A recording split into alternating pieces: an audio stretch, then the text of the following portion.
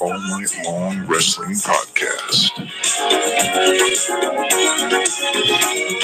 with the Enforcer. I believe they're called enforcers, Gordon. I sell women's shoes. And the Stallion. Stallion, baby! I am not what you would call a handsome man. I'll kick you in the nuts and you'll smile at me and like it. Oh, nice!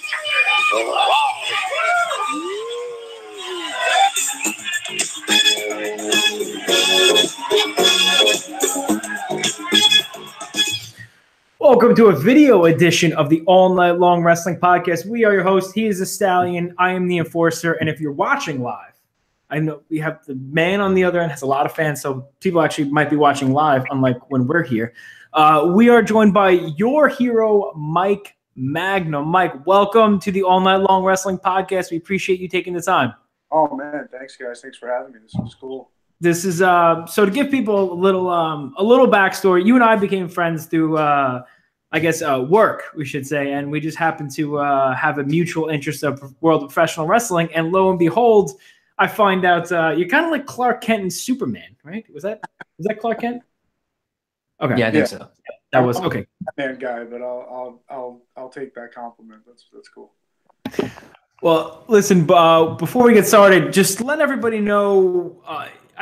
You and I have been talking a lot, and you have, stories upon stories that are just awesome. And before we get to those, just tell people about yourself, where you got started, and how your love for professional wrestling came. Yeah, man. So it's actually a cool story how I got started. I don't think I ever actually even told you, but I loved it like everyone as a kid and growing up, and Triple H was always my guy, and I would just watch tapes of him all the time. Even as a kid, before I even knew if I'd start actually wrestling or not, I would study tapes of him and stuff like that. But so I had a friend in high school who, before I even knew what indies were, his cousin was on the indies getting started, and he was like, "Hey, bro, we used to go to WWE shows all the time." He's like, "Hey, bro, my cousin's wrestling out in Deer Park, out here on Long Island, and we should go, man. We should go." And I'm like, "Yeah, all right, cool." I had never heard of anything like it, so we went, and we pull in and get in the parking lot, and it's a church. And it didn't say that on the the flyer or anything. It just had the address, and we were like, "What?" I'm 17, like in high school. I'm like, "This is gonna be lame, bro. As much as I love wrestling, turn around. I'm not gonna go do this." And it's funny because I actually told him this story at my first Raw I ever did. We're at a stop sign, and Matt Stryker walks across our car. And at the time, he was like, he just happened to get a shot on Raw wrestling Kurt Angle like a couple weeks before. So I was kind of like, "Oh, wait, okay, that's that guy from Raw. He wrestled Angle. This might be cool. Let's go inside." So we went inside, and throughout the show, I'm like, "Man, this is pretty wild that this is at a church." And it kind of started tugging on me a little bit, like maybe there's some kind of reason for this, So I wound up talking to the guy after the show. I had every plan to go to, because I was a Triple H guy, to go to Killer Kowalski's school after high school. And I talked to my dad about it. He was like, "I'll send you down there. I'll pay for it." You prepare for what you want to do in life after high school by going to college. I knew I wanted to be a wrestler. That would have been my college. That would have been where my tuition went. That would have been it for me. Moving to a dorm, I would have went there. But then this opportunity opened up, and it was on Long Island. It was close to home. They were offering free training. So, it was kind of a no-brainer for me, you know what I mean? And so I got started. I trained with them. Actually, I became a member of the church, got saved through them as a Christian and all that. And then, like I said, I wrestled with them for a couple of years. And then when I did my first Raw, Stryker was there in charge of, like, the tryouts and the extras promos, the promo day and all that stuff. So when I was doing the promo, I got to tell him that story, and he was like, "Dang, bro, that's crazy how, like, if he wasn't in that place at that moment walking across my car." And he wound up not even doing anything on that show, by the way. I forgot to mention that. He didn't even wrestle. He just happened to be at that spot in that moment as I'm about to be like, "Yo, let's leave. I don't even want to come here." And if I told him, man, I was like, "If that didn't happen, bro, I wouldn't be standing here, and gotten this far, and who knows what would have happened." You know what I mean? So, yeah, that was pretty cool, like, getting started that way. But, yeah, that was really where I got my roots, was at the church. It was called PWR, Pro Wrestling Revolution, with your buddy BJ. Absolutely. BJ Lawton, I believe it was, right? That's his name. He's gonna love that we're talking about him. Yeah. That is, I guess, the definition of divine intervention. Really, when you think about it. So, but I know you said when you went to Raw, but before Raw, let's go back before that. Where was the first match, and what was that experience like? Oh wow. Okay. My first match was April 1st, April Fool's Day, 2006. I wrestled a guy by the name of Demolition Blast. So he was Bill Eadie, Axe's tag team partner when he left WWF.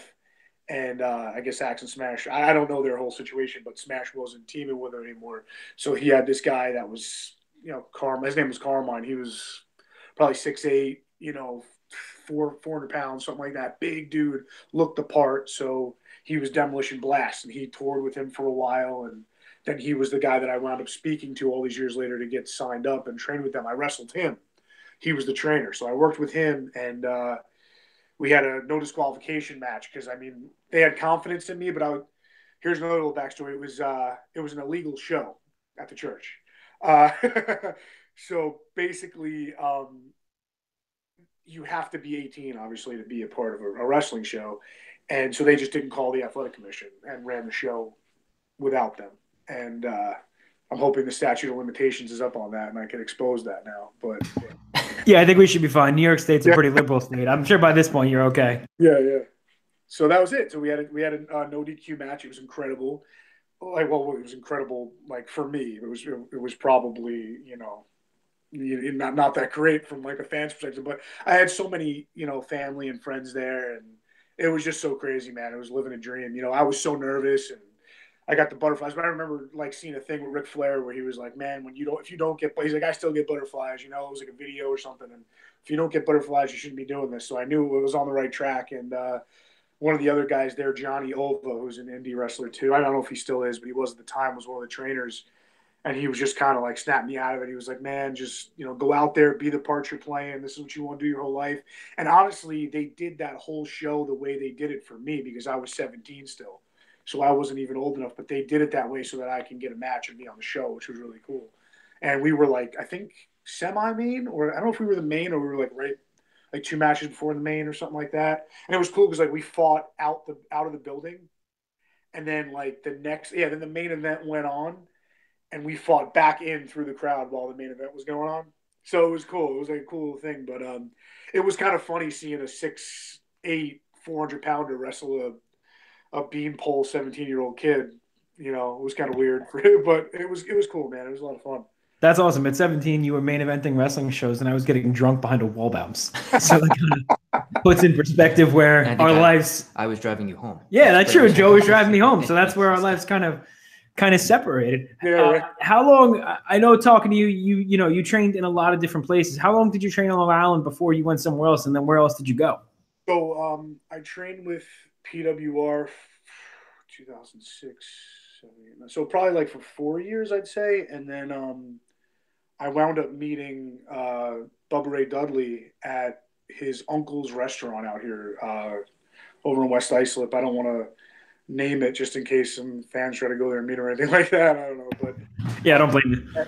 Yeah, I met him there, and I had nothing. I had a flyer with my picture on it. I didn't even have an 8x10 or a resume or anything like that. And I gave that to him, and then he told me to see him in a year or two. I saw him again at a birthday party, and he forgot and didn't know I was in the business. And like was all nice to me and shook my hand, was all smiles. And then when he remembered I was in the business and I had an 8x10 at that point and a resume, he turned it right on. Sorry, my battery was dying on my phone. I got a little bit. He turned it right on and was Bubba Dudley. You know what I mean? Like he was like, oh, you're in the business, kid. All right. This picture's garbage. Your resume looks like crap. He was all nice, and then he started just crap. Tremendous, really living up to the gimmick. Yeah, but don't get me wrong. I don't want to. He was really nice to me and really he was being helpful. He was just being, the way I'm sure you hear about him. But he invited me down to Kissimmee to go to his school, and I went down for a little while. I did like the evaluation with Devon and all that. And I had given him a match I had with Abyss. I did 2 matches with Abyss before that. And he was like, "Yeah, you're ready, man. You're good." He's like, they charged me like they were going to charge me next to nothing, and I just couldn't move down there full time. So it didn't really work out the way I would have hoped it would. But then after that, I did some training with Victory Pro. Like over here, I would go.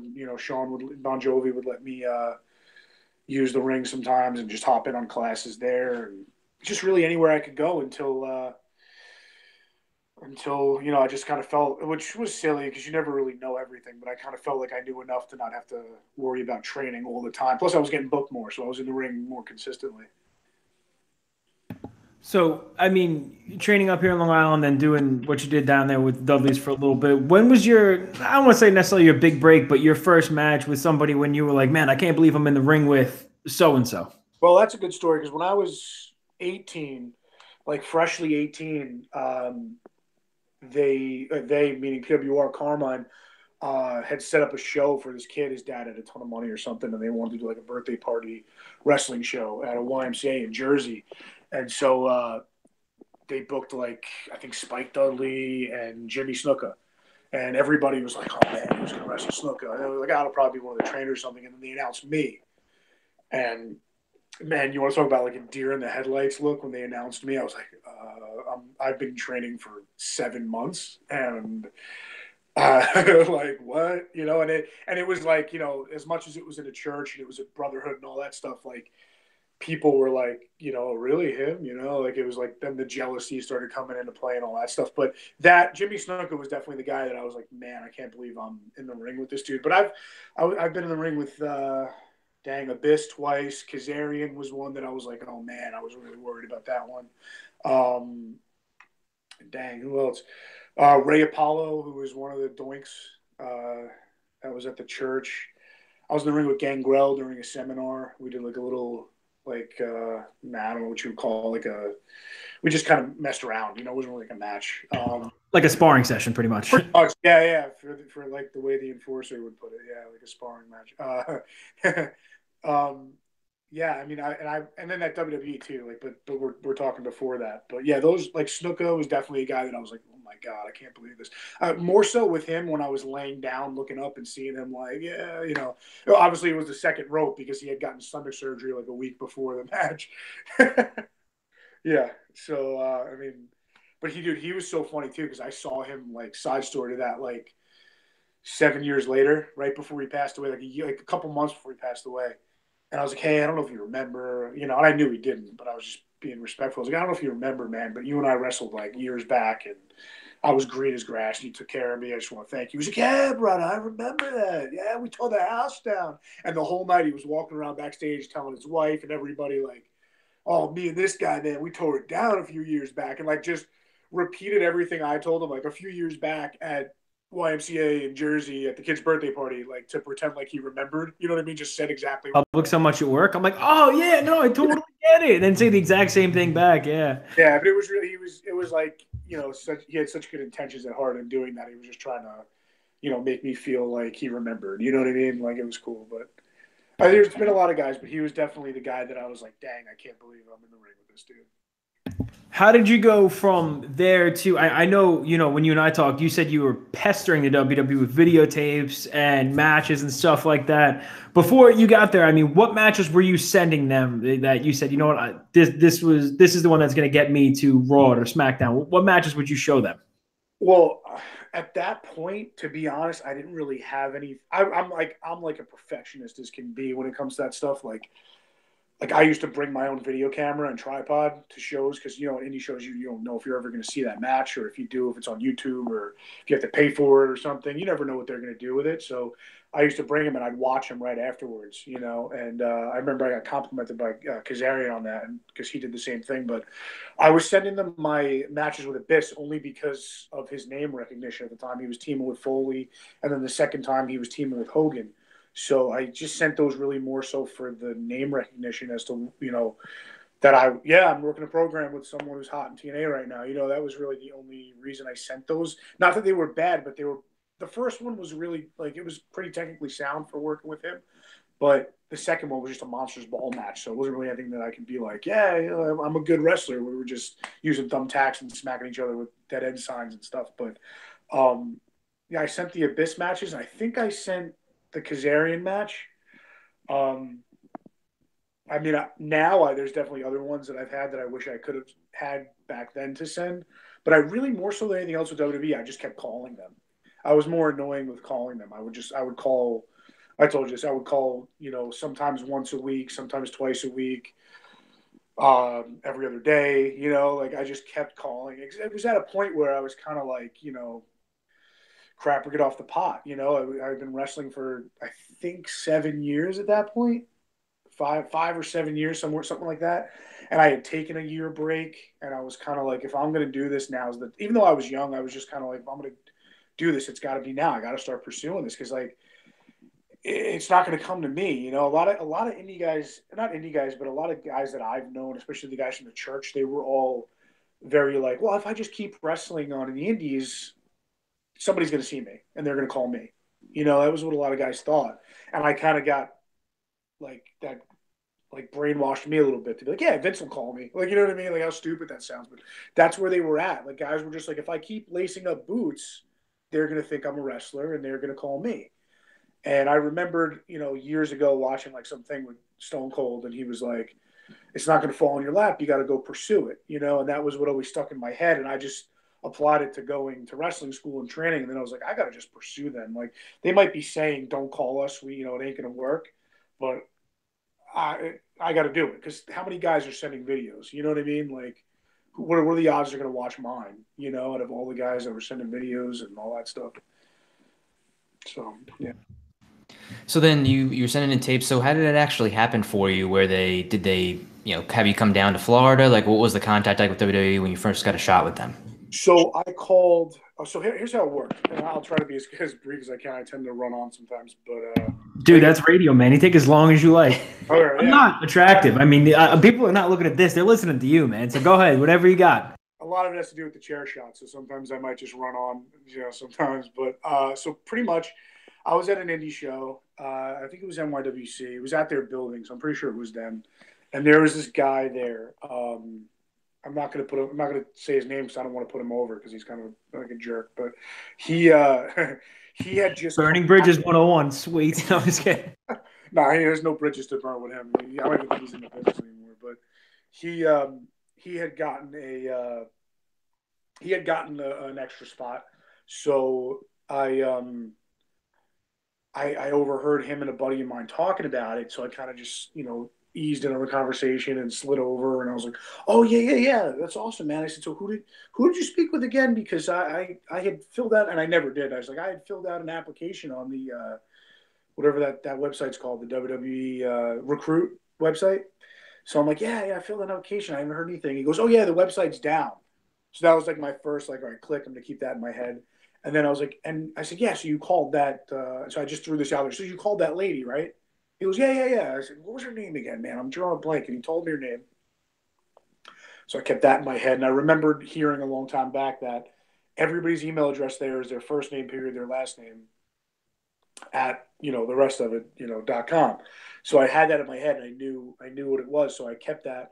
And then when I got home that night, I sent her this email. Hey, I had filled out on recruit.com, but I heard from someone that the website's down. Can I just go directly through you? And she sent me an email back the next day. Absolutely, no problem. We're really sorry about that. So what you do, it was honestly just, being a Christian. It was divine intervention. It was God. You know what I mean? God for me. I mean, that sounds like being a detective. That's tremendous. What a great way to get in. That's awesome. I should have been a cop. So that worked, and then I was right. I got contact now, and at the bottom of every email it says their phone number or their extension. Most of them, not all of them, but it did in that case. So I sent everything over, waited like 2 weeks, called, yeah, called again, yeah. At first I was doing it every month, then I started doing it every other week, then I started doing it every other day. Sorry, my battery's getting low. So I started doing it then every other day, and eventually, I think I just annoyed them. Honestly, I don't think I had anything to do with my matches. I don't think I had anything to do with my promos. Maybe my promos. I had a pretty good promo, and the only reason why was because I was the kid in school that like sat in the back of the class. I made a deal with my teacher that I never had to do book report presentations. I didn't like standing up in front of the class. I would do it for them in private afterwards. So I said to myself, when I get into wrestling, no matter where I go, I would tell the promoter, give me the mic and give me 2 minutes. And 2 minutes is like an eternity to talk in wrestling. So maybe it had a little to do with that, but I was also annoying the heck out of her. So she just was like, okay, you look at our schedule, you tell me what you want to come to, and you're on. And I was like, damn, that was easy, you know? So I just like right away I went on a laptop and I was like, okay, I looked at the events and the first thing I saw that said comma NY next to it, I just was like, I'm going with that one. And of course it was Buffalo and Albany. But I was like, whatever, it's WWE. So And for people that aren't from Long Island or New York, like just because it's New York doesn't mean it's around the block. Like Buffalo and Albany are like literally probably 5 to 6 hours from where you and I are from. So that's not exactly around the corner. Yeah, Buffalo was 8 hours, and then Albany was I think 2.5 from there. So then it was what 5 hours back home after Albany. Yeah, but I mean like that was the stuff though that I expected going into the business. Like, cool, I get to do these long road trips. I'm going to drive long hours. Like that was the one thing besides getting booked on the Indies, like outside of Long Island every once in a blue.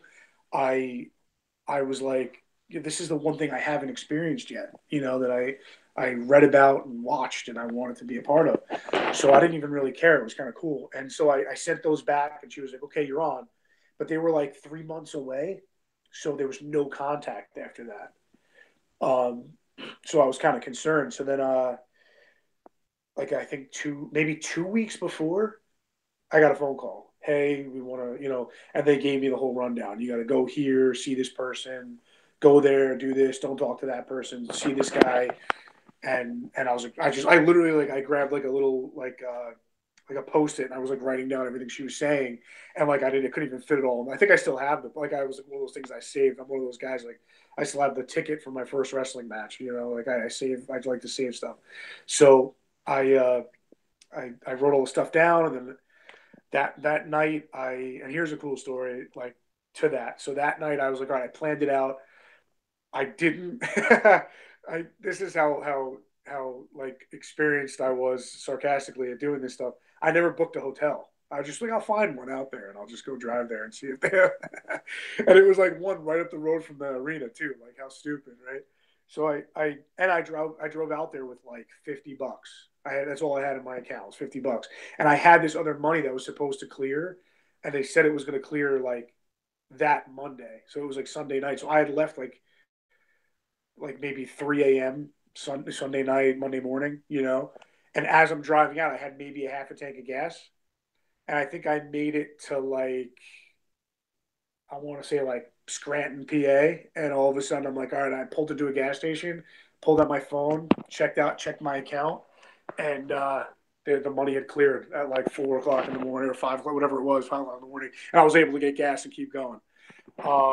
So I did that. And I'm just going to grab a charger for my phone. Sorry. I did that. And from there, just give me 1 sec, guys. Sorry. I just want to, I don't know if I'm going to edit this once it comes through. Is your phone charger? No, we're live. It's straight. Right. That's what that little yellow block says, right? No, man, this is like true life, right? Yeah. Like true life. I'm on the All Night Long Wrestling podcast.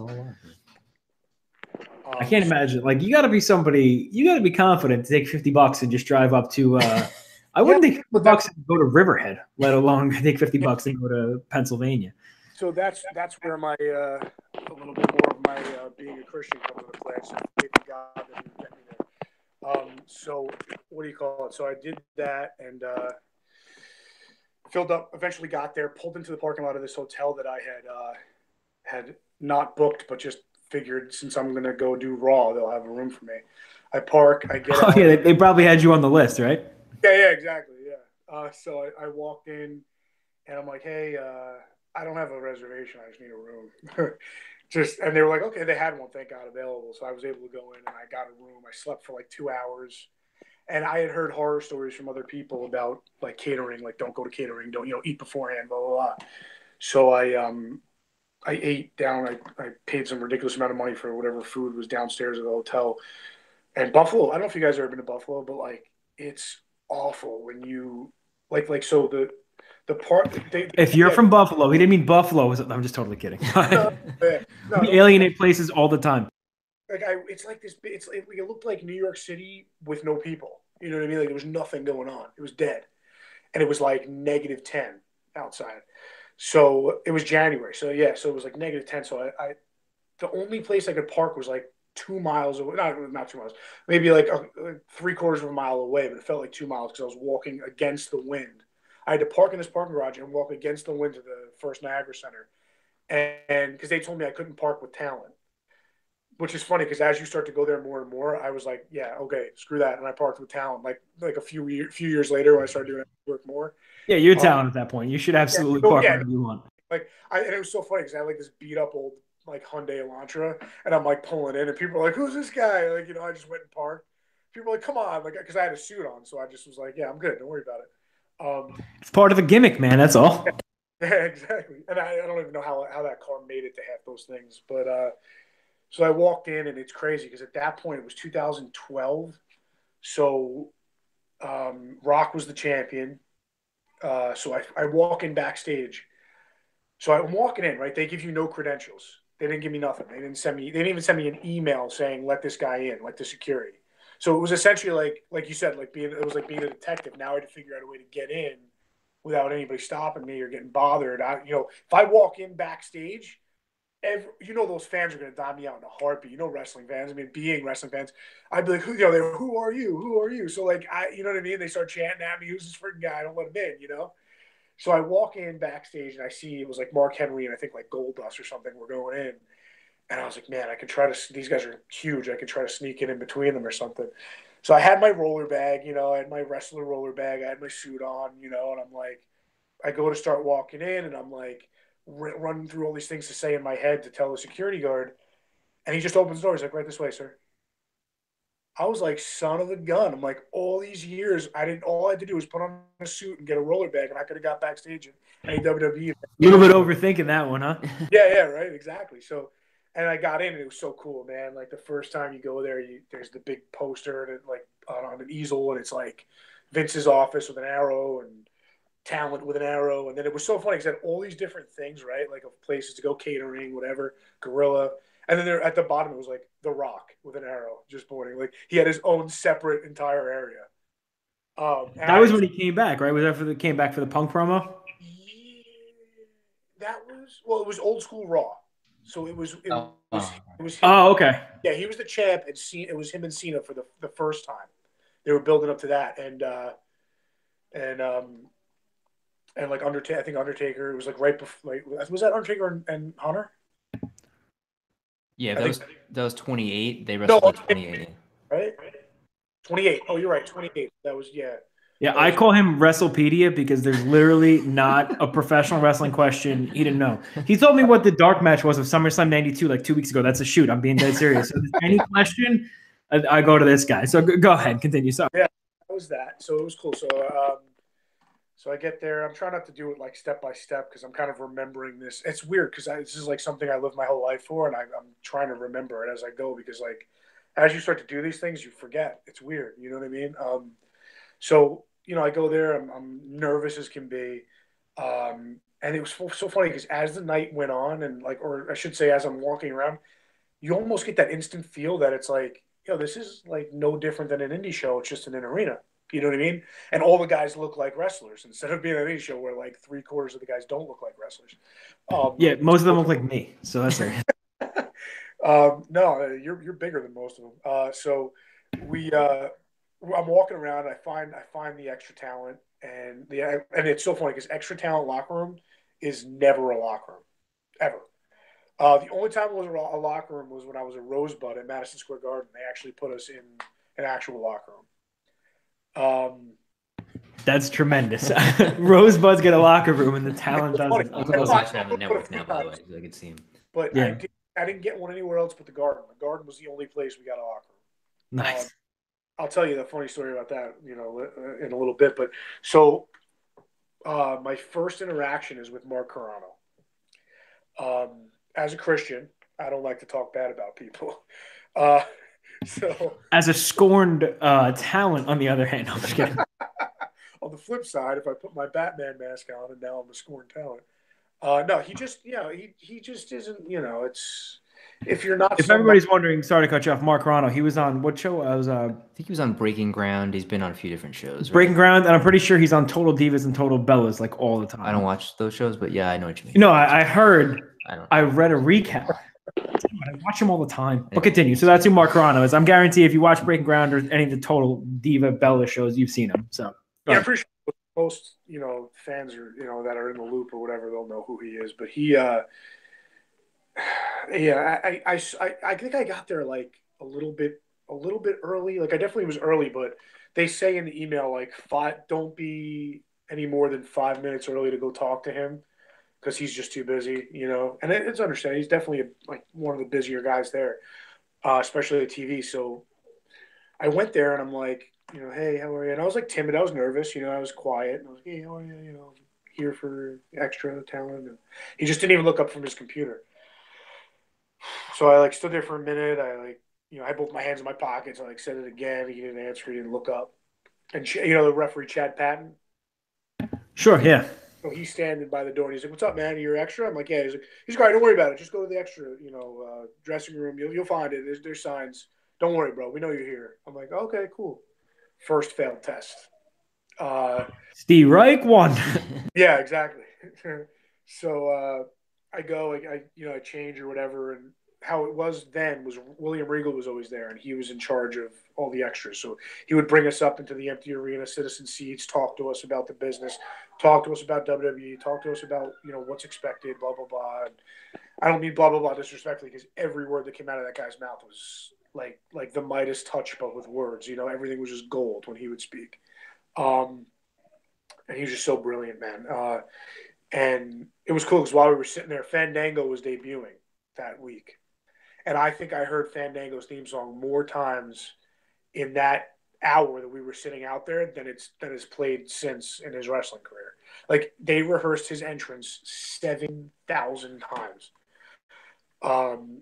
And then it was cool because then it was the first time I had seen like Triple H in that role of wearing the headset, going through the entrances, doing production stuff, and he did the Undertaker's entrance because the Undertaker was coming back that night. And it was cool because we were talking, and all of a sudden the lights go out, and then the whole music plays, the pyro, the fire starts going, and it's Hunter in his like leather jacket and his jeans with a headset on, like doing the entrance. Try to stay focused. Meanwhile, Undertaker's coming out. No problem. Yeah, we're talking to Regal, and like everybody's like sitting up straight, like looking him in the eye, and then that goes on, and we're like, what? And we're watching Triple H in street clothes do his entrance. It was just, and it was old school Raw, which was so cool. But yeah, so then a little bit after that, Regal's like, "Oh, if anybody didn't check in, you guys can go check in now," or something like that. I remember being like, I checked in, right? Like, I wasn't thinking about it. And then I went over to Carano's office, and he called my name out, and he's like, "Is he here?" And I'm like, "Yeah, I'm right here." I was like, "I came over you before, but one of the guys had said, and he's like, well, one of the guys' name's Mark Carano?" I'm like, "No." And I was like, I tried to say something to you and you didn't look up from your computer. I have a problem with, there's one thing I have a problem with, because from being a wrestler, is just like being respectful. You know what I'm saying? I understand who he is, The only person I would take something like that from would be Vince McMahon. Ever in wrestling would be Vince. I would let him say whatever he wanted, do whatever he wanted. What am I going to say? It's Vince McMahon. But, I was like, oh, it was one of the referees. I started to say stuff, and I was like, oh, I don't want to dime this guy out. And like it was Chad Patton, it was this guy. He told me, I was just like, oh, one of the referees, said, that I was good, and just don't worry about it. He was like, well, that's not what it says in your email, blah, blah. And he was just going off on me, and I'm like, I started to like snap back at him, and then I was like, no, bad idea. First time here, I want a job. So you went from punching him in the face to apologizing. I'd probably do the same thing. I'm like, you're right, sir. I just kind of straightened up and was like, okay, yes, you're right. Sorry. Yes, sir. You're right. Sorry. And then like 2 minutes later, he gave us the paperwork. We filled it out anyway. And he was like, said he was like standing by me. It was me and one other kid, so it wasn't just me, thank God. He said something to the other kid, and I was like, hey, man, listen, I'm sorry. I apologize. That was my bad. And he was like, don't worry about it. Worse things have happened. No problem. And it was like a 10,000-pound weight lifted off my chest because I thought I had I'm going to get heat already with the company being there for 3 hours. That was it. You're there for like 2 hours, and yeah, we don't need you anymore. Yeah, and I'm already like all the years I put in, I'm already done. Side story to that too is you guys know Biff Busick. He's Uni Lorcan in NXT. Sure. Yeah, big fan of Biff. We watched him evolve for a long time.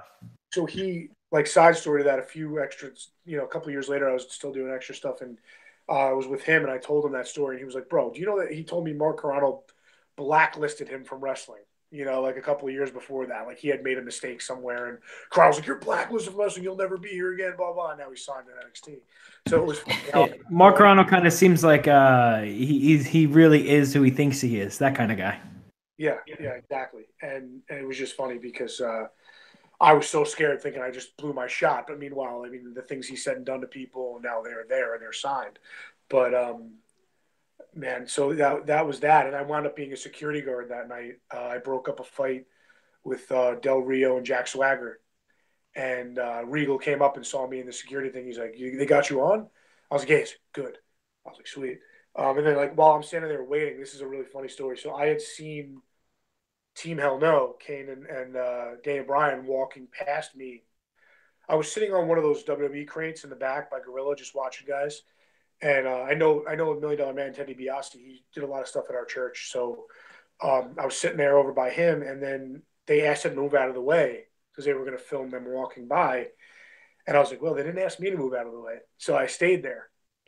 And I had my suit on, and they walked by, and I did this whole gimmick. And you could see, they're walking by like this, and the camera's like where my phone is, right? So they walk by, and I do the thing where I look right towards the camera, so I make sure my face gets on it, and I look at Kane and kind of sell it, like, "Whoa, these guys are huge," and I let them go past me.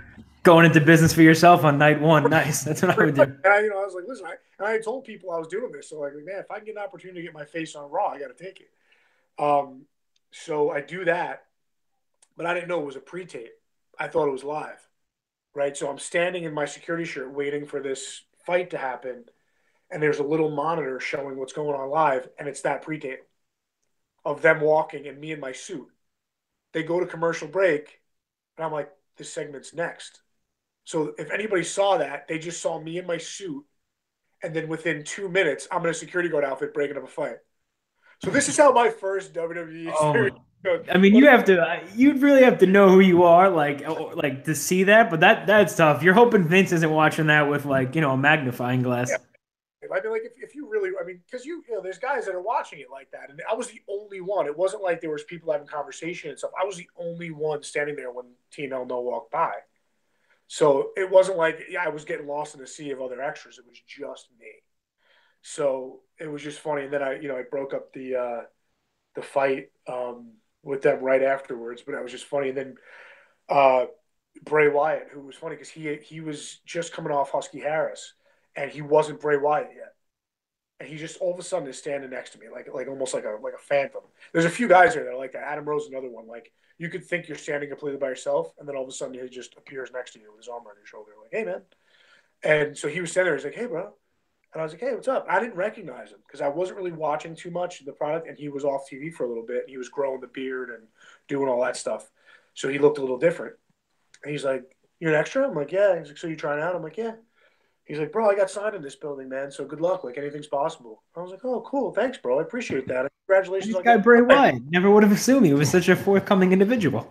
No, he's so nice, bro. But I literally was like, oh, and me being so stupid and being like, my head was in the clouds because I was at WWE. I'm like, "Oh, cool, man. Thanks. And congratulations on getting signed, bro. Good luck to you." Like, meanwhile, he'd already been on TV, and now he's doing on Raw and SmackDown for like a year or two by then. So it's like I just couldn't have done anything else wrong at that point. And in my own head, because I'm just such a stickler for doing the right thing, and this is what I wanted to do my whole life, and I finally had a shot. So like, anytime I could kick myself, I was doing something to kick myself. So that was the first thing. I worked a match. All the matches you do is at SmackDown. Raw, you kind of just hang out and eat catering and hope to get an extra thing like being a security guard or something, unless they're doing like a squash or something like that, and you get lucky enough to get picked. And then SmackDown, the next day we wrestled. I had an absolute just garbage match. It was terrible. I was like, I'm never getting called back here again. And then that was it. I never had to call them again. I did something right because then they started calling me every time they were in the area after that. The Coliseum, Barclays Center, Buffalo, Albany. I did Rhode Island, Massachusetts, like anything in Connecticut, anything in the tri-state area, they called me for after that. How many tryout matches would you say you had? Oh, tryout dark matches. I mean, because like you said, people understand it was before the dark match, right? He said it was pretty much empty arena with just the agents and whatnot. Yeah, according to them, the only tryout I ever had was Performance Center because they don't consider the extra spots a tryout unless you completely stand out in some big way. I wrestled. I wrestled 1, 2, 3. I did 5 matches for them before like SmackDowns with an empty arena and just the boys and the agents. A funny story from one of them. Big E was in the ring. They were teaching him stuff. So I was sitting up in the empty arena in one of the seats, and Matt Stryker just walked past me, and he's like, he didn't even say nothing. He walked past me, looked straight, and he goes, "You're not going to get noticed sitting in the bleachers, Mike," and just kept going. And I was like, "Oh," well, I kind of got up and like, well, I guess that's my cue, and I walked over by the ring, but I didn't know if I was allowed over there because everybody was in there working spots and going over their matches and stuff. So I just like kind of wandered over there, and Arn Anderson was like, "You come here, and we need him to do a move." And I went in the ring with Big E, and he gave me a shoot back body drop. And so what I mean by that is I did nothing, and I didn't know he was going to even do it. They were like, "All right, just get in the ring. He's going to do a couple things to you." And I looked at him like, "Hey, what's up, man?" He's like, "How you doing?" He's like, "All right, you go ahead." And he shot and picked me up and just flipped me up over his head in like a split second. I was upside down, like, "Oh, gee," and I like flipped and bumped, and they were like, "All right, cool." And that was all I did, but it was just cool to get in there and do something with one of them, So that was one cool thing, and then it was, I think, one after that. It was the first time I met Biff. He had wrestled 2 matches, which wrestling there, especially when you're used to indies, you get blown up. If you get blown up in 20 minutes in an indie match, you get blown up in 5 minutes in a match there. The ring's bigger, it's more solid. It's built for bigger guys. There's an extra stride when you're running the ropes. The lights are on. There's pressure of all the agents being there. You get blown up a lot faster because there's so much going on and so many things different. And he worked 2 matches with 2 guys, and afterwards I was like, "Yo, bro, respect, man." I didn't know who he was, by the way. And it's not like because I'm anything. I never followed the indies ever. Once I got on the indies, I never ever watched anything indies because I just felt like I'm in the same boat as all these guys. Like I'm not going to become fan. You know what I'm saying? I'm not going to be a fan. Is it almost, sorry to cut you off, is it almost a thing too where like you're in the indies, you want to do your own thing, you don't want to subconsciously steal somebody else's, like, or have an idea and you're like, I don't want to do that, I want to be different? Yeah, that too. But it was also just like I'm trying to do the same thing these guys are doing. If they're in WWE, then they did something that I'm not doing, so I want to see what they're doing. You know what I'm saying? Like now there's somewhere for lack of a better term, if they're signed, now there's somewhere I've never been. I didn't make it there yet. Yeah, I've had my little extra spots and matches, but I never made it to that level. So now I'll watch you. You know what I mean? Like, and that doesn't mean I'm better than anyone. That's not what I'm trying to say. It's just that we're on the same boat right now. So we're not doing anything different. Me and you are on the same level. You know what I'm saying? So I didn't know who he was, and or that he had the steam he had, or however you want to put it, on the indies and stuff. And I think he just appreciated that I wasn't blowing smoke. I was just genuinely like, "Yo, dude, I got respect for that, bro. Like, you got some good cardio, man." I just was being real with him. So then the next time I saw him, we kind of just attracted right to each other. And he like isolated himself from all the other extras. Like every time I did it from then on, it was like Big O, and Big O's a big dude, a great look and a very nice guy, but very loud. You know what I mean? He says things he shouldn't say. He was, obviously says things he didn't say. If you guys know the story about his Tough Enough tryout, he says things he shouldn't say. Like he blew that pretty quick. Well, I don't know the story about his Tough Enough tryout, actually. And I could be wrong. I mean, but from what I know is that he cursed in his promo during his Tough Enough tryout, and they sent him right home. That's day one stuff. How do you curse in a Tough Enough promo? Dude, I don't know, but I don't know if that's true, and I don't want to get myself heat from people that like him or anything. And I love NYWC and everybody there, and I know that's like his home place, so I don't want to say anything that upsets anyone. But that was what I heard. We will do research and absolutely edit that out of the podcast if it is false. I'm just kidding. So this is just hearsay, but right. I mean, something had to happen with Big O because, like you said, he's got the look and he knows people, and he was never signed, so it had to be something. And they loved him, even though he was doing a lot of things that I thought were weird, like that made him stand out in a negative way. They all loved him, and I think a lot of that due to his look. Because he looked like the Ultimate Warrior and Robbie E from Impact. Actually, that's how I describe him. Like, I remember him even saying, like, he came right into the extra room one day. He goes, "Yeah, they love me, man. They just asked me if I could pass the test if they signed me." And I told them absolutely.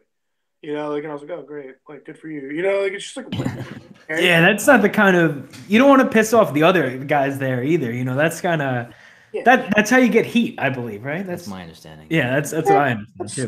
That's a pretty textbook way. But I didn't ever have heat with him. I just thought he was kind of goof. You know, he's like a goof. Like, what are you doing? You know what I mean? Because he was nice. He's a very nice guy. But so what was I saying? Oh, so like he kind of isolated himself. Like O had asked him if he wanted to work. If O had asked Biff if he wanted to work with him in their match for SmackDown, and Biff was like, "Oh, I'm not working. They don't want me to work." And he like didn't do the Rosebud stuff. Like he didn't want to be on with the Rosebud stuff.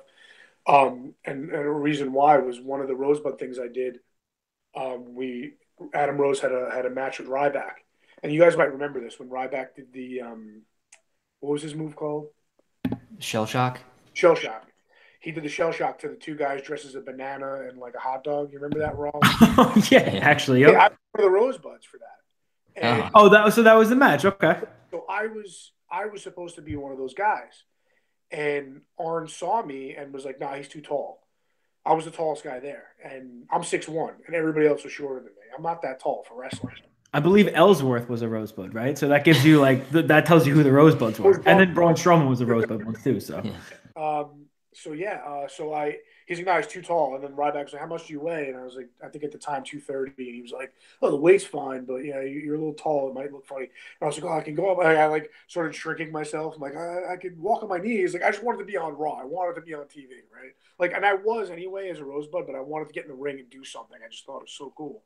And I was like discouraged. And Adam Rose pulled me aside because he could tell, and he was like, "Bro, don't worry about it." He goes, "That's a good thing." I'm like, "Why?" He goes, "If you get signed, for the first 6 months of your career, everybody's gonna be posting gifs of you as a banana getting shell shocked." You know, and I was like, "Oh yeah, it's true." You know, like I didn't think of it like that. I was just thinking in the now. You know what I mean? Like I wasn't thinking if I get signed, that would be kind of a joke, and I wouldn't, you know, it'd be like the whole thing with Bray Wyatt. Everybody was chanting Husky Harris for the first couple of months. You know what I mean? Like, so I got that. You know, I was kind of glad about that afterwards. And Biff never came out. He sat in the back. He didn't even do the Rosebud stuff because he just said, if I get signed, I don't want that out there. And him and I actually sat in catering after that, and he told me like a little bits and pieces of his story, Biff, as to like, this is when I started to get smart to like how experienced he was in the indies, and that he was trained by Lance Storm and Funaki, and like that dude, man, it kills me that he like, I will fight to the death that where Gargano is right now is where Biff should be. Like I 100% like. We'll get to that, but I'm going to tell you right now, Joe is one of the biggest Johnny Gargano fans. So you might have actually just got heat with Joe. Well, here's the thing: me and Gargano wrestled at the Performance Center. That was his NXT tryout. Was him versus me, and we did awesome. You know, we tore it down. But I didn't like the way he treated me at all. Like I'm straying from where I was at, but it's okay because this kind of segues into that story and makes sense to tell it now. When we did our Performance Center tryout, again, I didn't know Chuck Taylor. You know, I didn't know Matt Riddle. I didn't know Johnny Gargano. I didn't know any of these guys. I had no idea. Not for nothing. That sounds like the most talent-filled performance tryout I've ever heard. Yeah, that is crazy. You know, so I kind of felt out of place there because all those guys were like doing these big indies, and it's funny because I've been wrestling for 12 years at that point, but these guys were like, "Oh man, you know, Gargano and Biff Busick and Drew oh crap, what's his name? Gulak. Gulak, yeah, Drew Gulak. Yeah. These guys are at my performance center, right? They all got signed at this, Drew So it Gulak. sounds like that's when they kind of invaded Evolve, and they just Gargano, Biff, Gulak, all right off the top from Evolve. I remember that time. Gulak didn't get signed right away. Biff did, and Gulak wound up making it on TV before Biff even did. But anyway, I just didn't know who any of them were. I was like, I don't, as far as I'm concerned, we're all on the same level right now. We're all starting from scratch, trying out to get to WWE. So pretty much, long story short, that tryout was grueling, man. It was a lot of hard work, and they killed us, and it was awesome. Matt Bloom is so cool. It's such a good coach. Norman Smiley, freaking Robbie Brookside, all those guys are incredible. Regal. It was amazing. But so the last day, we didn't do any wrestling until the last day. The last day, the last couple hours before our flights home. We did promos. It was the last promos class before Dusty passed away. He was at it, and I lost you guys. Oh, there you are. He was at that. That was the last one. That was on a Thursday. The following Thursday, Dusty passed away. So we were the last promo class with him, and then we, after the promos were done, which I did my promo, and I loved it. I thought it was great. And then so what happened was we did our promos and we did some serious stuff, and the mood was kind of like dragged down because everybody's promos were so serious and like telling their struggles and stories to kind of give themselves an identity. You know what I mean? And Jerry Briscoe was like, all right, now that I'm depressed, why don't you guys do something that can make me laugh? Make me laugh. I was like, oh, I wasn't expecting that. I had rehearsed that promo for 6 weeks. You know what I mean? I wanted it to be perfect. So I don't know if you guys know who Rex Lawless is. He's an NYWC guy. Sure, yeah, local guy. He's amazing, man. He is so good. Unbelievable guy outside of the ring. Unbelievable presence. Unbelievable worker. I'm sitting next to him, and I'm like, bro, you think it'd be cool if I did a Macho Man promo? He was like, hell yeah, man.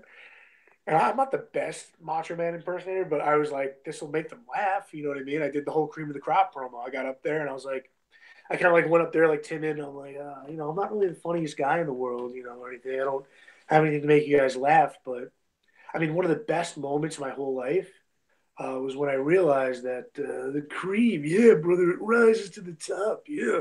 And I started doing the whole Macho Man, cream promo, but like pulling out fake creamers and putting them on my head and stuff. And they were laughing. Like Briscoe popped and Matt Bloom popped and those guys. I didn't see Dusty, but everybody was pretty much like laughing. Even if they were laughing at me, whatever, that was the goal. It doesn't matter. You got a reaction. At the end of the day, that's all you want, Right, exactly, yeah. And then so after that was over, Bloom started calling matches, the guys that were going to have matches.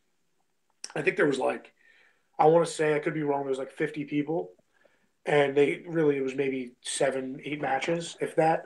And they didn't call my name for a match.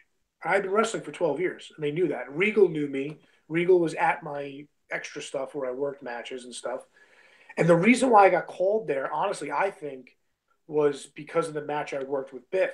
So back to what we were talking about before, he told Big O he wasn't wrestling, and then now he came up to me and was like, Mike, I want to wrestle you. I was like, oh, cool. Thanks, bro. That's awesome. I didn't really feel comfortable with anybody else here anyway. So him and I wrestled, and that match was awesome. I wish I could get a copy of that match, man. It was my favorite match I think I ever had, to be honest. And it was only 5 minutes, but he's so good. And we tied up, bro, and it was like locking horns, but we were two bulls locking horns when we tied up. To where I'm a lot big, not a lot bigger, but I'm bigger than Biff, and I felt like I was locking up with someone bigger than me. He's so strong and so intense when he gets in there.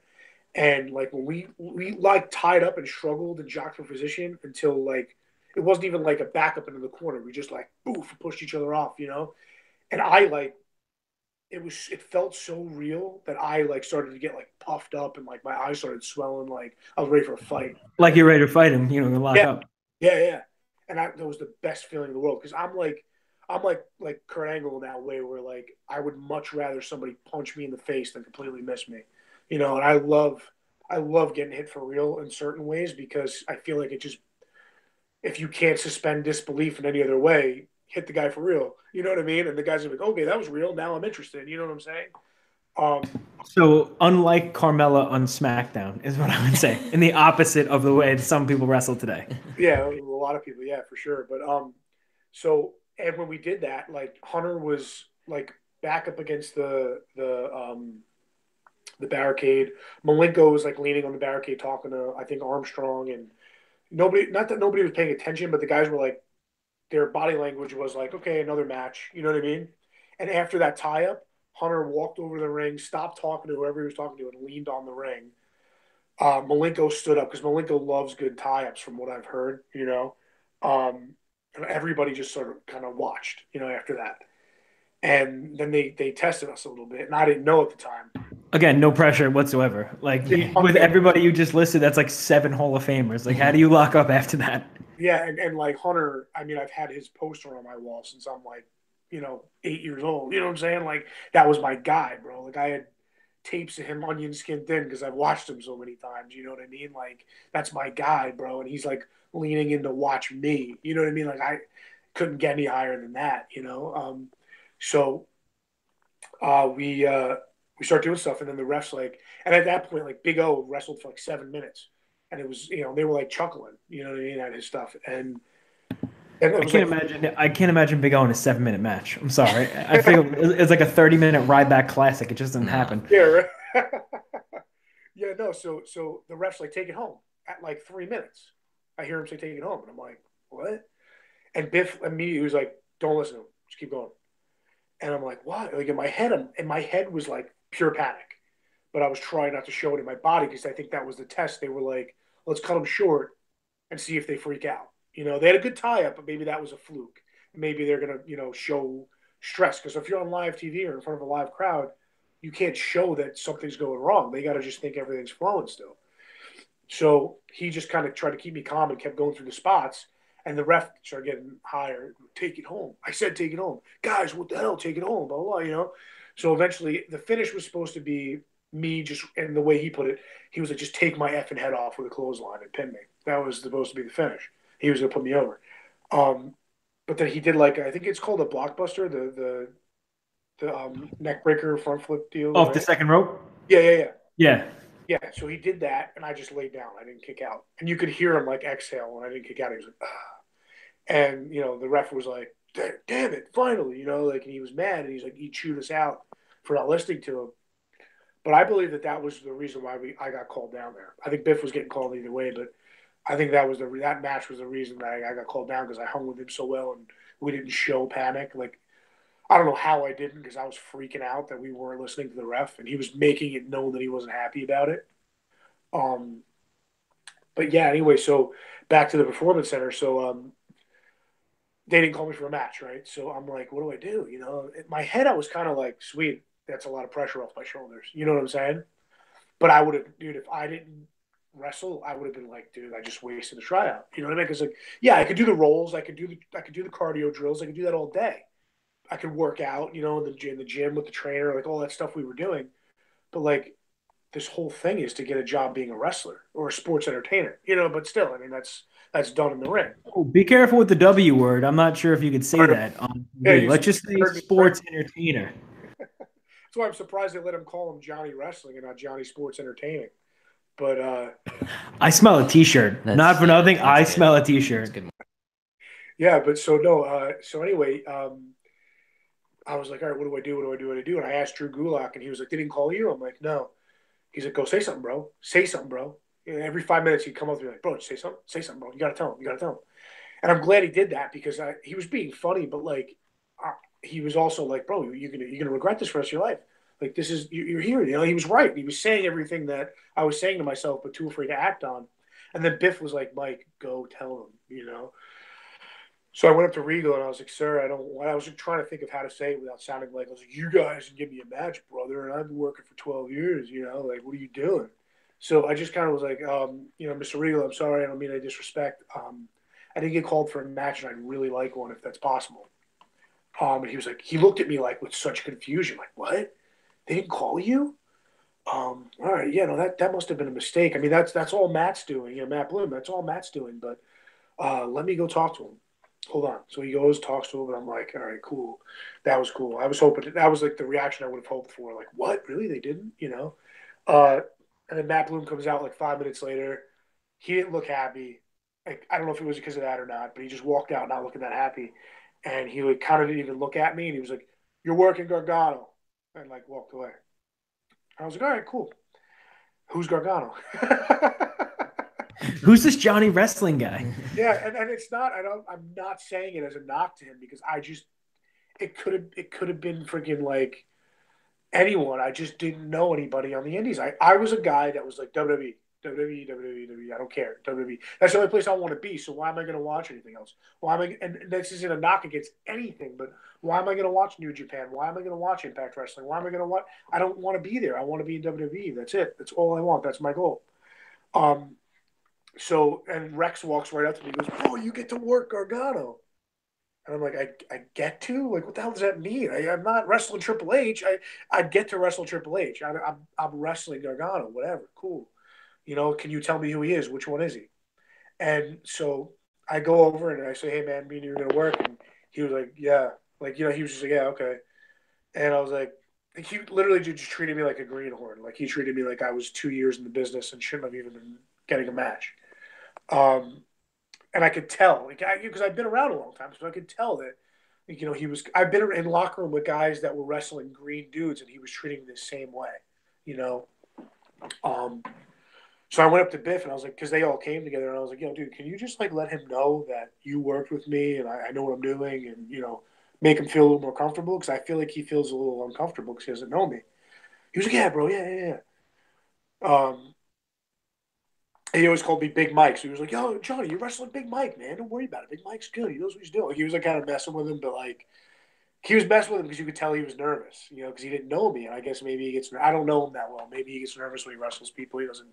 And meanwhile, at this point, Johnny Gargano hadn't had matches with like Abyss and Kazarian and big names like that. So, not for nothing, check the attitude, Mr. Wrestling. That's all. Right. No, exactly. And I never stopped being nice to him because I didn't want to, like I said, I have a problem with like, if I feel disrespected, I don't care who you are, unless you're Hunter or Triple H, don't friggin' disrespect me. You know what I mean? Like, I'll take certain things. I'll eat certain people's crap if I have to on occasion, but like, don't be blatantly disrespectful to me, bro. We're in the same business. We're doing the same thing, you know? And like you said, I had been places, man. Like I had worked Followed By, I had worked, these big name indie guys like the new Heavenly Bodies, the Carino brothers, like these guys. They had just come off a match with the Harlem Heat, bro. Like freaking the Harlem Heat came out of retirement, when all that stuff went down. They wrestled them, at Booker's promotion and Global Force. They were in the main event with freaking Gallows and Anderson.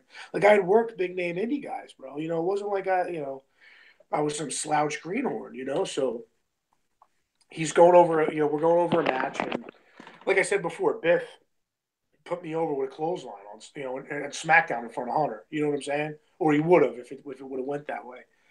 And this cat's like, yeah, blah, blah, blah, we're going over stuff. He's like, what's your finish? What kind of moves do you do? I said anything Triple H, neck breakers, spine, double A spine buster. I said I'll take pretty much anything. So he's like, yeah, we'll do this. My finish at the time was a TKO and a frog splash. Those were the two finishes I would usually do. She's like, all right, blah, blah, blah, blah, blah, I'll do this. And they picked me up for the TKO, spin me through. And I'm like, all right, cool. And then that's, 1, 2, 3. And he's like, no. I was like, okay. He's like, no, spin me through for the TKO. I'll roll around you and get you. Does he, you would know, does he do like an arm submission or something like that? Yeah, he calls it the Gargano escape. It's kind of like a crippler crossface, but he actually has his head underneath the guy's arm and he torques back on it. Yeah, that's what he finished me with. So I had him up for a TKO, spun through, and then he like swung his legs around, took me down by the arm, and put me in it, and I tapped. So think about that. Like, everybody's different. It's wrestling. I don't care, man. I'll get counted out. I'll tap out. I don't care. But a lot of guys, like would be like, so you're just telling me I'm going to tap to you?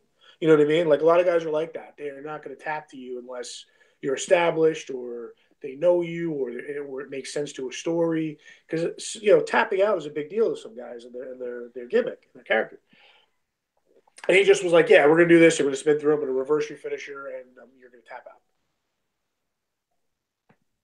Okay.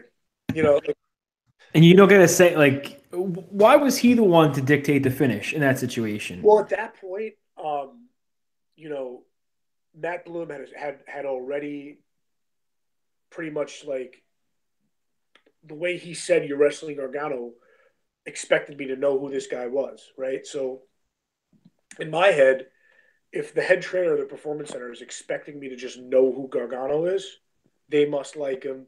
They must be high up on him. He must be someone more than I recognize. You know what I mean? And if they're like you're wrestling Gargano, I'm supposed to just know who that is. Maybe there's something I don't know. And he had come in early, late with Biff. Like Biff, all those like indie you were talking about, the Evolve guys, they came an hour later than everybody else, and they were allowed to. That was like their thing. So like I think the show that we went to an Evolve show in I forget where it was. I think it was in Deer Park, right? It was in Deer Park, and the night before they were in Queens, and actually Regal was there scouting Evolve talent. So that was probably all right around the exact same time. right, yeah, probably, yeah. So I just was like, hey, maybe there's something I don't know. He's Biff's friend, and like I'm whatever. If anything, I'll show these guys that I don't give a crap about tapping out, and it doesn't matter. Listen, wrestling. I've always said wrestling is the only sport in the world that it doesn't matter if you win or lose. It's how you play the game. If you lose in baseball, if you lose in soccer, if you lose in hockey, if you lose in football, you suck. Your team's never going to get anywhere, and it matters if you win or lose because you'll never get anywhere. You know what I'm saying? So yeah, it matters how you play the game when you get to the pros and how much money you're going to make if you're the best player on the team and stuff like that. But in wrestling, you could lose every match in the world and be the most over guy and make the most money. So it doesn't matter, and I'm not about money, but I'm just using that as an example, So I was like, whatever, I don't care. But it did bother me for a second, Mike. Like I was kind of like, why, and not for nothing. Like, and I don't mean to like. I was looking down at this kid, like, really, kid? So why do you get to determine this? You know what I mean? Like, but in my head, I was just kind of like, whatever. Man, That's tremendous because when we talked to him at Evolve, like I'm not a tall guy. I'm like maybe 5'7" with stilts on. I'm like 5'9". Yeah, Joe's so 5'9", and like we're all height, like the same height. So I totally know what you're saying. Yeah, he's yeah, not a big dude. Yeah, I don't mean it as a knock, but at the same token, this is still professional wrestling, and like my 5-year-old son is almost your height. Why are you standing here like giggling and laughing at me when you're saying pick me up for the TKO, spin through it, and I'm like, okay, and that's the end? Because he's 175 pounds. My legs weigh as much as as much as his whole body does. Well, and I'm saying this from a wrestling standpoint. I'm not trying to insult, people that are, that aren't that heavy or that aren't that tall. It's not a big deal. But in the wrestling world and in the WWE that I watched my whole life, being 6'1", 230 meant something. You know what I mean? Yeah, man. Like you said, Vince has always kind of been a body guy. So, Yeah. But I think right now they're kind of transitioning out of that, as you can see. But still, you want to. But I just think there's like a certain respect. Like you said, you want to be respectful in the business, no matter, if you work in a janitor or if that you own the WWE. You want to have the same kind of respect for everybody. So it's I want to say it's a little disappointing to hear Johnny wrestling about himself. That's all. Yeah, and I mean, and I paid, bro. I put the ring up, took it down. My wrestling school, we took the ring down, put it up every single night, 3 nights a week. Put it up, took it down every night. I paid my dues for years. I worked my ass off to get to the WWE, to get to where I was, just like he did. It was kind of like I just felt like I was getting treated, and if it were anybody else, like on the roster, I would have been like, sure, cool, no problem, and I wouldn't even tell the story in a negative way. They're in a position where they, you should be a decent human being, but like, those guys would be in a position where they could talk to me like that and tell me that, and I don't mind, But I want to ask you about the Performance Center because you said you were there for how many days? 4 or 5. 4 days, and you guys didn't wrestle till the last day. So not only the last day, but the last, like my flight was in 2 hours or something like that when I was going out for the match. Do you think that's an issue with the way the WWE product is today? Because I mean, when you have people coming up from the Performance Center now, if they don't have a base somewhere else, like in NXT, you have like Red Dragon and Adam Cole and whatnot, and these are guys that are established in Ring of Honor. But it seems like the prototype for the WWE is you go to the Performance Center, you become a great athlete, but you don't necessarily become a great wrestler. And I think that's a little bit different than how you were brought up too. Is that true? Oh, that's definitely true. The only thing I will say, and you could take my word for this because I'm not like maybe 3-4 years ago I would give you like the company answer and be like, no, the Performance Center is the best, and you guys are crazy. You know what I mean? Because like I want a job. Um, but dude, the Performance Center is like you could teach. The only thing you can't teach someone is the it factor. But like they're not going to sign someone that doesn't have a presence, or you know what I mean. Like if they don't have a wrestling background, they ain't going to sign you unless you could bring something to the table in the form of like some kind of presence or it factor or whatever that may be. Because dude, they have like those guys in there are geniuses. They could teach. They could Man, I don't even know how to put. I mean, they could teach you how to wrestle a mop and they could be the main event of WrestleMania. Those guys, man, like those are the best minds in the world for the business. And then now they got Shawn Michaels down there, and like dude, I honestly I would have said it was a problem when I first started wrestling to be like, yeah, they have to pay their dues like me. But like I know that from what I've seen, they make these guys put the ring up at shows and take them down, and like the NXT guys, from what I've seen, and like, correct me if I'm wrong, but like I've seen shows where they've had the guys helping with the ring, and these guys. I tell you right now, the drills that they have you do there. I was a personal trainer at the time, so I was in the best shape I'd ever been in, and I was dying, bro. I was waking up in the middle of the night like cramps in my quads, and like at one point we were doing sled pushes, and my calf rolled up into a ball in the back of my knee because I had such it got so strained that it literally it cramped so tight that it rolled up into a ball, and my entire calf was in the back of my knee. And they had to give me like those like sodium tablets or whatever it's called, like to Yeah, the electrolyte tablets to keep yeah, keep the fluid balance, right? yeah, like I had to stop, which I was like so pissed, but like I couldn't even walk, dude. Like it literally went all the way up into the back of my knee, and I was like, "What the frick?" Because I mean, the drills are crazy, bro. There was a guy there that my wife gets so mad at me because my wife was in she was in the military, she was in the Coast Guard, and there was a guy there that told me he was in the Marines, and he said this was not not too different from his boot camp, and this is a guy that was in the Marines, you know. So So yeah, that's not you making it up. That's a guy that has experienced both. And I mean, you see the drills they run through and stuff like that. If you watch, if any of the shows or the Breaking Ground, I mean, and is you have to be in great physical shape, but you have to be in another level physical shape to be able to compete with another human being. And taking the bumps, I mean, if you've never taken a bump in a ring, it looks so easy on TV, but one bump at like literally my spleen would be in like Jersey yeah, at this point because I'm so not only broken. that, but but getting a move done to you by somebody like the Big Show. You know what I mean? Like if you're taking a bump on your own, your spleen would pop out your back. But like imagine if Big Show freaking choke slam you. You know what I'm saying? So it's like that's. But like I have full confidence, like, from somebody that respects the business down to paying your dues like a man.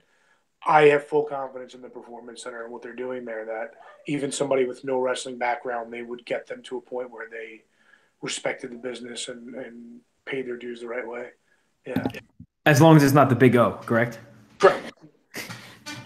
Do me a favor. We talked a lot. Can you quickly just tell me the Ric Flair story? Because that is one of my favorite stories that I've told everybody. Yeah. So what do you call it? So I was at it was a live event. Um, it was in New Jersey. It was at like a rec center. It was really weird. It was like a place I would have never expected a WWE show to be. And I'm standing with Justin Carino, who's one of the new Heavenly Body guys I was telling you about. Another guy that's the freaking man. And if he ever listens to this, he's such a good dude, man. I love that guy to death. He went off and started talking to somebody that he knew. And I just happened to turn around and I see Ric Flair. And standing there by himself, stirring his coffee, right? He had one of those little thin, like coffee straw stirrer things. And I'm watching him and I'm like, man, holy crap, this is Ric Flair. So nobody else was around. It was just me standing there watching this. He starts stirring it, and this woman, this little like Hispanic woman comes by with like one of those big like a garbage dumpster like pushy things on wheels. You know what I'm talking about? And he like stops. He's like, "Oh, hold on a second." He's like, "Can I throw this out?" Like, you know, I'm reading his lips. I was far enough away so I couldn't really hear him. But he's like, "Can I throw this out in there real quick?" You know, something like that. She's like, "Oh, sure." And she stopped. He throws it out, and he like puts his hand like kind of out for a second, real quick. Goes into his pocket, pulls out a wad of bills, takes $100 bill, hands it to her, says thank you, and like it was a normal thing. Like if you didn't do that, it was weird. You know what I mean? Like he just gives her a tip for stopping to do the, you know, which was really nice of him. You know what I mean? But it was just Ric Flair living. Sure. I've never been in the business, so I don't like using this word, but I will say that is a man that does not break kayfabe. Whether it be the 70s to 2018, Ric Flair is Ric Flair through and through. Oh, without a doubt, man, for sure. Yeah, that was so cool, man. He walked by me, and I was like, it was one of those things where like 10 thoughts go through your head at the same time, and I was like, I gotta say something to Rick. This is Ric Flair. I can't let him walk past me. And I'm like, hey man, yeah, I'm you know, from someone like me trying to get in, you know, get my foot in the door. What would I have to do? And he goes, are you signed here now? And I'm like, no, no, sir. He's like, well, you got to get to NXT. I'm like, okay, well, so how do I do that? And he's like, you got to get to NXT. I'm like, yeah, no, absolutely, that's the goal, you know. And he's like, definitely, just get to NXT. And he walks away. I'm like, okay, but how do I do that? Like, I'm going to tell you where to go, but I'm not going to tell you how to get there. yeah, don't give me any direction whatsoever. Just tell me where I need to be. But um, another funny story. Did I tell you the Vince McMahon story? I know I'm not on here, but did I tell you it? No, I didn't hear the Vince McMahon story. Oh, Okay, so the first time I ever met Vince McMahon was backstage at Monday Night Raw. You ever played WWE 2K17? I've probably played them I'm all. sure, I'm yeah. embarrassed. Like storyline mode, right? Where you're your created guy walking around backstage. And I'm going to start, you know, kind of cover myself here. My 5-year-old loves wrestling, so we were playing as his created guy. It wasn't me. I will actually now make a Mike Magnum create a character in WWE 2K18 when I get home. That's a shoot, and I will post the creation online. Oh, awesome. All right, cool. Thanks. So that might be the only one ever in a video game. What do you call it? So we were walking backstage, and you see in the game Hunter and Vince standing outside the production room talking to each other, and the creative guy kind of stops and looks up, and they stop their conversation and look at him, and like kind of nod heads and look back and start talking to each other, and the creative guy kind of walks away. And I lived that exact moment, like in 2014. They're standing outside the production office talking to each other, and everybody says, "Don't talk to Vince, don't talk to Hunter, don't talk to them. They're busy. Don't talk to them. Don't talk to them." And anytime, even before that, I ever saw Hunter, he talked to me. He would go out of his way to be like, "Hey, what's up, man? How are you? Hey, good. Shake your hand. How are you? Mike. Hey, Hunter. Nice to meet you. Good luck, buddy." Like I've heard horror stories about him, and like from someone like me, they always say, "Don't meet your hero because you'll always be disappointed," and that was my biggest fear. And he was always so awesome. Always went out of his way to say, hey. He was at my tryout at the Performance Center, took a picture, tweeted it out on his Twitter about our tryout, getting started. Like I've never had anything but like awesome experiences with him, even though they were only a few seconds, every time. But anyway, he never had any bad experiences with Hunter. Okay, I haven't either. That's fine. I'm just saying you're not a big Hunter guy. That's all I'm saying. I'm a big Hunter guy now. Let's put it that way. Okay, so you're not a big Hunter guy. 2005. So is it more so because of like things getting the way booking goes, or why is that? I think it was so when he was. I was maybe 18 to 20 years old when he was coming into that stage of I found out he was dating Stephanie, and it was the 2002, 2003 Triple H, I think, where he was kind of, in the main event for like a year and a half straight, and he was going over guys like Booker T, RVD, and stuff like that. I think that was kind of where I had a little bit of an issue at the time. Over kind of.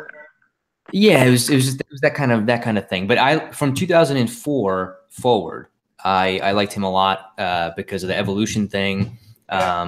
And he worked a lot of really, really good matches in 2004, I think, with like HBK and Benoit and like all that stuff. And like from there forward, and now obviously everything he's doing with NXT is like that's like my favorite wrestling program to watch. So I'm a big fan of his now. I'm not a big fan of how he has to be in the picture with everybody when they sign to NXT. It's like, just so you know, Hunter's still here. No matter who signs, there's that picture with Hunter and the shade, But I think it's cool because they get to take a picture, with Hunter, like, yeah, I'm doing this, I'm here. But I also think it's kind of him rubbing it in guys' faces that that were like Hunter's not in tune with the indies. He doesn't know what the fans want, and he's kind of standing there like sticking like, oh really, smiling, shaking hands with like the big indie darling that he just signed. You know what I mean? Yeah, every week you see that. Question: Did you? I know you said you do. You don't really keep up with the product right now. Did you watch NXT last weekend? No, I didn't. I heard that Gargano wrestled for the title. I heard it was like an unbelievable match. But no, I don't really watch. I mean, I got where we met. You know, I work full time for what I'm doing now, and it's a lot of work and long hours. I got 2 kids. You know, I'm married, and it's kind of hard to sit down and watch like a full pay per view. And I'm not really interested in it, honestly. You know, once I got out of that whole like, trying to get the WWE thing, it was kind of like, and I had been backstage so many times, and I'd met so many people that it was like I couldn't really get into a fan mode anymore to watch it. You know what I mean? And I was okay with that, but. That's how I feel when I sell vitamins. That's a true story. Oh, that's nice. But so anyway, the Vince thing. So right, so I'm like, oh, don't say anything to them. I can't talk to them. I just nodded my head and walked away. So then, like fast forward an hour, going in the bucket of like old Party City costumes for the Rosebud spot, right? True story. Me and Joe used to work at Party City, and that's where I met this guy. A Party City reference. Nice. That's awesome. I'm tacking on points here, man. This is cool. So what do you call it? So I picked the Robin Hood costume because it was the only one without a mask or that wasn't food. You know what I mean? So I was like, I'll put that on. And I was like, I just won't wear the hat, so it'll just look like I'm wearing a green vest and like brown pants or whatever it was. So I'm getting the bathroom. I get because the extra talent locker room was literally a closet underneath the bleachers in the arena, and I'm like, I'm not changing in here. So I go in the bathroom, I change, I come out of the bathroom, change, use the bathroom, so I wash my hands or whatever. I walk out of the bathroom, and when I walked out of the stall when I was changing, and Dean Malenko and Michael Cole were there, taking a whiz next to each other, talking about booking stuff. I thought that was pretty funny. So then I got out of the bathroom, and I throw I'm like weird with germs, and which is go figure. I'm a wrestling around with a bunch of sweaty, dudes, and I hold the paper towel to open the door with. You know what I mean? I do the exact same thing. Yeah, he does too. I'm totally with you on that one for sure. So I did that, and then I put my foot on the door. I threw the paper towel out. Turn around, I take 2 steps out of the bathroom, and there's Vince walking down the hallway by himself. And so in my head, you get 1,000 thoughts, but in my head, I'm like, the first time I'm ever going to meet Vince McMahon backstage Monday Night Raw. This is crazy. And then I realize, in a Peter Pan costume. So I'm like, and like the whole don't say hi to him thing, I'm like, dude, this guy's a man's man. He's been around forever. It's Vince McMahon. I'm not going to not say hello to him. You know what I mean? What am I going to do? Turn a sharp corner real quick and pretend I didn't see him, and then he's going to be like, screw that guy, That awkward, like, ex-girlfriend duck out of the way kind of thing. Come on, right. Like you said, he's a man's man. Just shake his hand and say hi. Right. So I go over and I'm like, hey, how you doing, sir? My name's Mike. It's an honor to meet you. And he grabs me. And, I didn't know what was going to happen. I didn't know if he was going to walk by. I didn't know. Like, it seems like such a harmless thing. Yeah, I went to go shake Vince's hand. Like, dude, you have no idea. He could have screamed at me, been like, what are you talking to? Could have walked right past me. Like, he grabs my hand, bro, like, shakes it with his right hand, and then grabs the back of my hand with his left hand, smiles like freaking the Grinch, bro, like ear to ear, and is like, Mike, it's a pleasure to meet you. Vince, how are you, kid? And I'm like, wow, yes. So best possible case scenario. So I'm like, oh, I'm doing great. I'm like, thank you. And he said, the funny thing was, he goes, hey, Mike, Vince, like, I'm not going to know. You know what I mean? Like, yeah, you're the guy that owns all this, right? So I'm like, man, it's such an honor to meet you, sir. I said, I said, I know that and I don't mean this disrespectfully, but I know you probably have nothing to do with this and have no idea that I'm even here. But thank you so much for this opportunity. I'm not going to let you down. Anything you need from me, I'm here. Thank you. And he was like, just go out there and do your job, do it well, kid. And then that was it. And it was just like, I ran into the locker room, texted my dad. I'm like, Dad, I just met Vince McMahon. He's like, oh, it's so cool. I'm like, yeah, I was wearing a Peter Pan costume though. And I go in the locker room and I see Biff. He's sitting there by himself. And I'm like, he's like, what the hell are you smiling about? And I'm like, yo, I just met Vince McMahon. He's like, oh, yeah, did he sign you? I'm like, no. He's like, all right, cool. Listen, Vince will always remember that, though. It's not just the regular run-of-the-mill guy that walks up to him. It's a Peter Pan costume, man. Right. Yeah, exactly. And I'm sure he walked away 2 seconds later and was like, who the hell was that kid in the Peter Pan costume? But no, it was cool, man. Yeah, that was That was cool. That was one of the things that I'll never forget, dude. Like, if I forget everything else, that would be one of the things. Like, I'll always remember meeting Vince McMahon, dude. That was so cool. Yeah. Yeah, talk about like meeting your heroes, like you said. Now, I know you said, family, kids, and everything, and you walked away from the WWE, but you didn't walk away from professional wrestling entirely. Yeah, no. So, talk to us a little bit about Full Faith Wrestling. Yeah, Well, it's on the horizon, and while I'm here, let me just plug it: Full Faith Wrestling One on Instagram and on Twitter. yes, thank So, you. Facebook too. Um, yeah, well, right now, so what Full Faith Wrestling is my wife and I kind of collaborated on this. So I wanted to kind of come full circle. Like I got into wrestling at a church. And I believe, in my faith that if it wasn't for God kind of putting a banner on his church and being like, "Hey, Mike, this is the only possible way I'm going to get you to come to church is if there's a wrestling show here." literally, like throwing it directly in front of you, Yeah, like you have to look at this. it would have been more obvious if he like literally struck me with a lightning bolt. You know what I mean? Like it was like, dude, get your butt in here. I want to know you. I want you to know me. And so and I battled myself that whole night. Like I was like, nah, whatever. It's a coincidence, like no.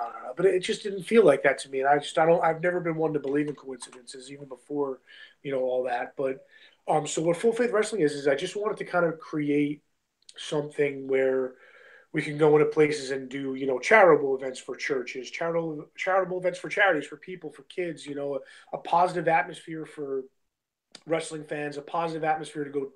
I'd love to one day have a school and train kids. And the thing for me is that, like, I have so much wrestling knowledge. I'm not the most experienced guy. I'm not the greatest wrestler in the world. I'm not anything like that, but I have so much knowledge from picking people's brains like William Regal, like Gangrel, like Luna Vachon, like John Heidenreich, who's amazing. I did seminars with him, Norman Smiley, Matt Bloom. I know what the WWE's looking for right now. I was only there 3 years ago. I was at the Performance Center. That's not that long ago. I mean, times change every day, but like I know what they're looking for. I know what it takes to get there. And I would love to be able to share that knowledge with people.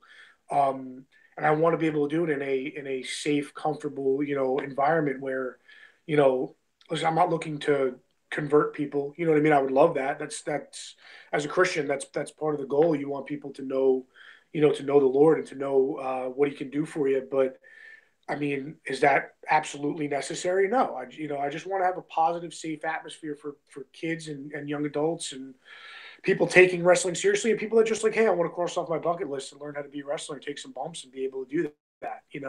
I just, dude, I just want to be able to share all the experience of all the hard work I put in and be able to bring people to an atmosphere that's God filled and filled with positivity. You know what I mean? And right now we're really in the very, like you said, beginning stages. We have a GoFundMe, just trying to raise money to start getting a show underway to maybe get a building, get a ring, all that stuff.